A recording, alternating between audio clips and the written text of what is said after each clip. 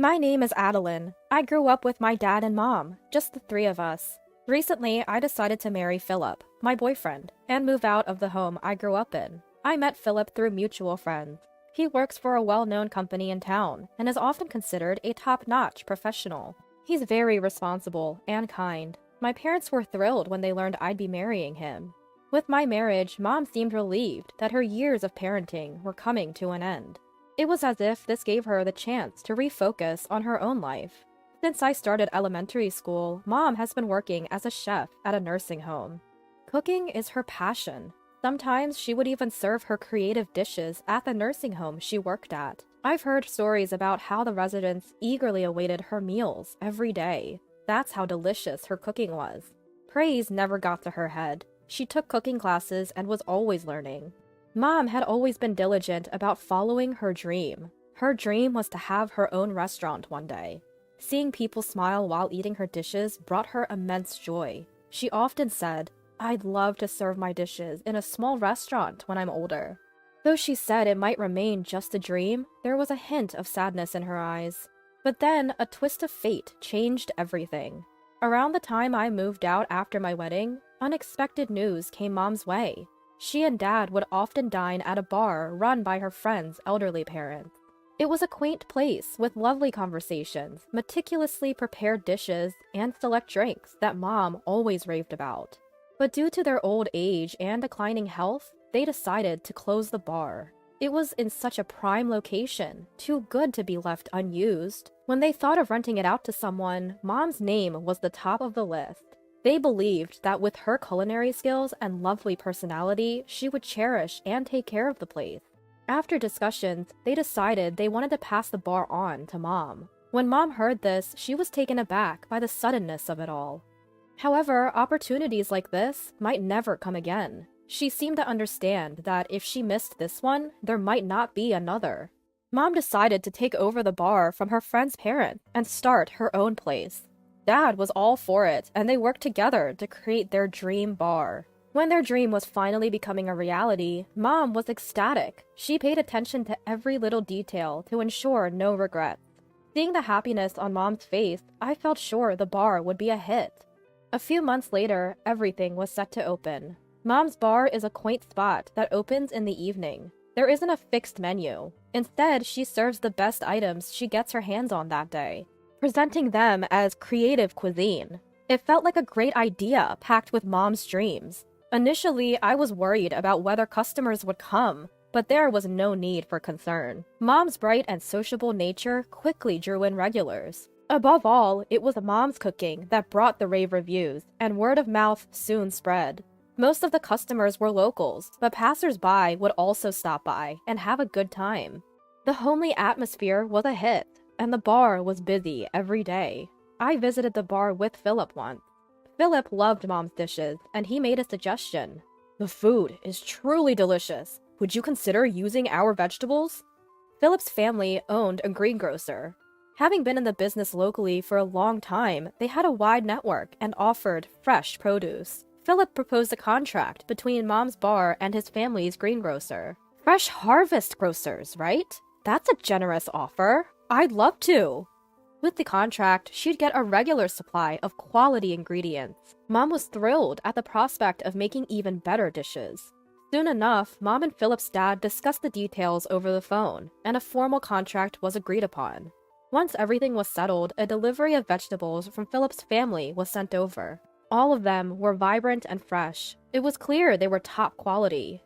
It might cost more than the supermarket, but serving such great produce will surely make the customers happy.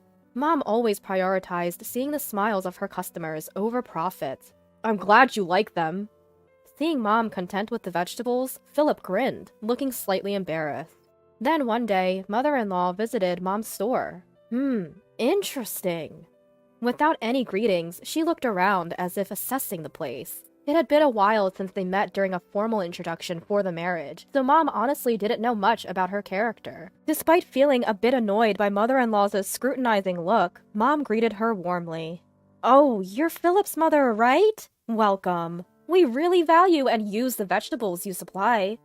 "Thanks," was all Mother-in-law replied, avoiding eye contact and frowning. Not understanding the sour expression, Mom offered her some water. Here's some water. I'll prepare a meal for you shortly. Please take a seat. However, mother-in-law stopped her with a gesture. No need. I just came to check out the place today. I was concerned whether our family's produce was properly being used in such a small establishment. Stunned by her arrogant attitude, Mom was at a loss for words. Seems like you have a good reputation here. That's nice. Mother-in-law said with a sly grin. Mom just listened in silence. Well, it appears you're using our veggies properly. It would be a problem if you weren't. Oh, since I'm here, how about I book for 50 people? As you can see, this is a small place, and I don't think we can accommodate 50 people. After making several snide remarks, she now proposed an impractical reservation. The eatery, with a few tables and counter seats, couldn't possibly fit 50 people.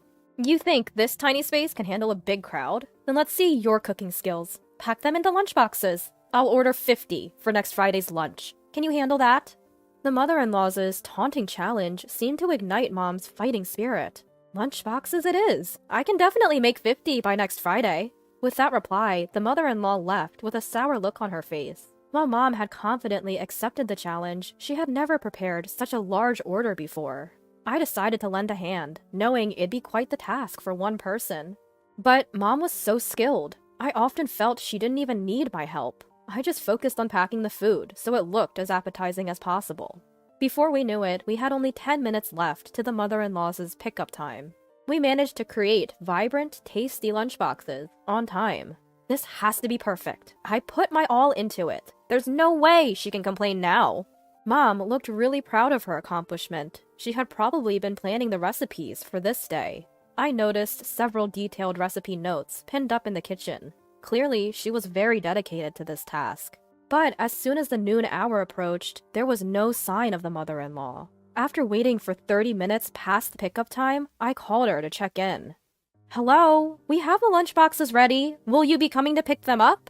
If you're busy, we can deliver them for you. What she said next was utterly shocking. Oh dear, I completely forgot about the lunchboxes. I already had my lunch. Just cancel my order. Wait, we've already made them. We can't cancel now. At least pay for the cost? You can't be serious. Families shouldn't charge for cancellations. Anyway, I'm busy. She had not only forgotten her order, but now refused to pay. I was stunned, lost for words, when she abruptly hung up. Heartbroken, I told Mom about the conversation. She looked devastated. I should have taken payment up front, and accepting an order for 50 was unrealistic. I shouldn't have let her provoke me. Mom seemed deeply upset by the hard work she put into those lunchboxes. It's not Mom's fault. She simply kept her promise and made the order as requested. It's mother-in-law who's in the wrong here. It felt such a waste to dispose of these wonderful lunchboxes. Hoping against hope, I decided to call Philip. Philip, I'm sorry to disturb you at work. No worries, it's almost lunchtime anyway. What's up? Since it's almost lunchtime, I have a favor to ask. What happened? Well, mother-in-law had placed an order for 50 lunchboxes today, but she canceled at the last minute. I didn't want them to go to waste, so I was wondering if anyone at your office would want them. Hearing this, Philip let out a deep sigh. Ugh, I can't believe it. I'm really sorry for the trouble Mother has caused. She's always been like this. We'll sell all those lunchboxes at my company. Can you bring them over? I could detect the anger in Philip's voice. Thank you. It's such a waste to throw them away. We can give them out for free, and if there are any leftovers, you can bring them back home. As promised, I delivered the lunchboxes to Philip's office. Mom, still reeling from the lunch incident, felt too upset to continue with the evening shift. As she saw customers outside looking at the closed for today sign, she seemed even more downcast. At that moment, Philip, having finished work, hurried over. Mother-in-law, I deeply apologize for the inconvenience my mother caused. There's no need for you to apologize, Philip. Please, look up. Philip, still with his head down, continued his tale. Actually, Mom, mother-in-law was jealous of your shop. She envied you because she couldn't do it herself. I never imagined she'd go this far to harass you. I'm truly sorry. Mom was taken aback, unaware that mother-in-law felt this way about her. Mother-in-law was envious because people liked Mom, and she even opened up her own store. Unlike Mom, mother-in-law wasn't good with people. She often had conflicts with others, leading to multiple incidents in the past. She always resented those who seemed better off than her, spreading rumors and even getting into altercations. Every time she caused trouble, Father and I stepped in, but this time, it's unforgivable. Philip contacted father-in-law and asked him to bring mother-in-law to the store.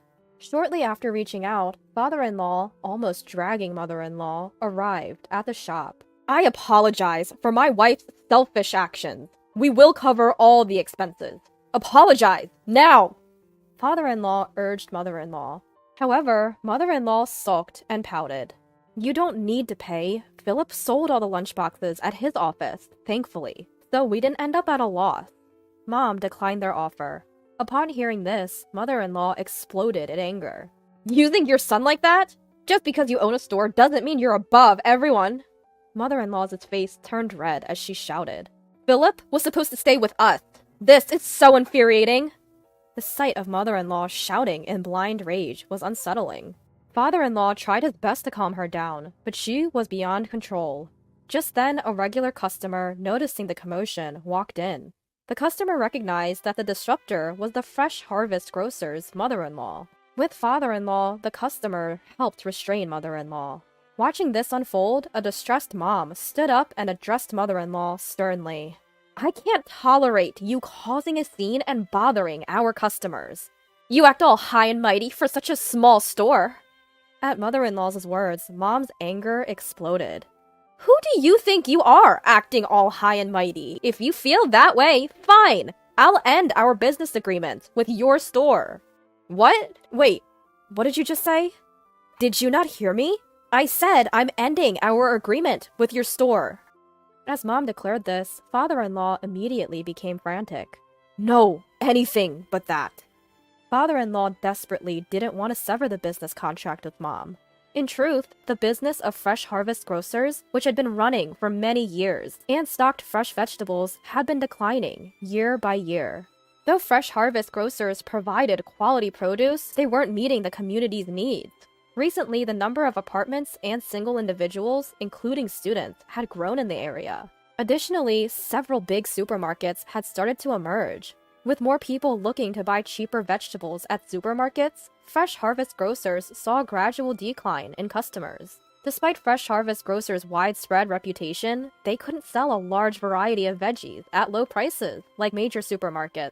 Therefore, having small businesses like mom's continuously purchasing vegetables was something father-in-law greatly appreciated. Terminating that contract was the last thing father-in-law, the business owner, wanted. I beg you, please, reconsider the contract. I'll talk to my wife about her behavior. Why does it matter? It's just a small store like mine.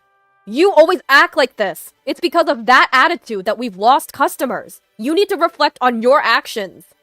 Not only was mother-in-law rude to mom, but she was also often curt with other customers. She sometimes made unnecessary comments, leading some customers to feel uncomfortable, and decide not to return to Fresh Harvest Grocers. To think you can't even understand when it's spelled out for you! And to behave this way towards Philip's mother-in-law? It's unforgivable! Mother, Adeline, I deeply apologize for my wife's rudeness. Biting his lip and holding back his emotions, father-in-law grabbed mother-in-law's arm and left the store. Mother-in-law never apologized to mom in the end. Later on, Philip visited mom's store with a big smile on his face. Anything good happen? Well, my parents got divorced. Since mother left, the customers have been returning, and the business is slowly stabilizing. It feels like a troublemaker is gone. Father-in-law, fed up with mother-in-law's lack of remorse, decided to divorce. But mother-in-law didn't accept the divorce easily. She impulsively initiated divorce mediation, but in court, she only made self-centered remarks. She rudely addressed the family mediation committee, which put her at a disadvantage in the mediation she started. She had no allies, and the divorce was easily granted. Father-in-law seemed relieved that the divorce didn't take much effort. Now, he has no contact with his ex-mother-in-law, and their relationship is completely severed. Now, without mother causing any more trouble, I can't stand causing you any more inconvenience. Philip seemed to feel a weight lifted, recalling all the past troubles with mother-in-law. Philip, I'm looking forward to our continued relationship. Mom was carefully prepping the vegetables from Fresh Harvest Grocers. In reality, she hadn't terminated the contract and continued to buy from them. No matter how bad mother-in-law's attitude was, Mom genuinely loved the produce from Fresh Harvest Grocers. The tasty vegetables were popular with customers, enhancing the reputation of Fresh Harvest Grocers. Because of this, some regular patrons specifically came for their produce. Promoting Fresh Harvest Grocers, Mom's store became very significant for father-in-law. Moreover, there was more good news. The lunchboxes sold to Philip's company were a hit among employees, leading to more requests.